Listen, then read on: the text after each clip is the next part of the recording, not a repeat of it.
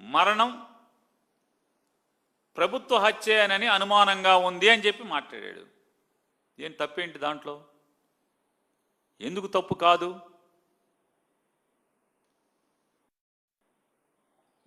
దాంట్లో తప్పేంటి, ఎందుకు తప్పు కాదో నేను మిమ్మల్ని ప్రశ్నిస్తాను.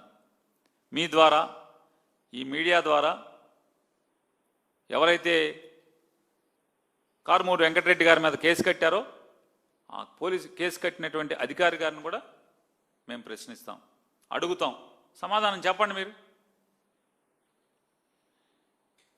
ఎంత పచ్చి పాపం అంటే వీళ్ళు చేసేటువంటి దుర్మార్గం. అంటే వెంకటరెడ్డి ఏం చేస్తున్నాడు? నిద్రపోనివ్వట్లేదు.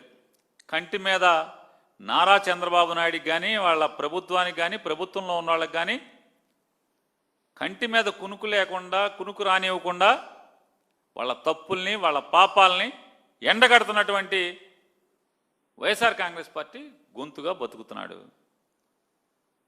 అది నేరం.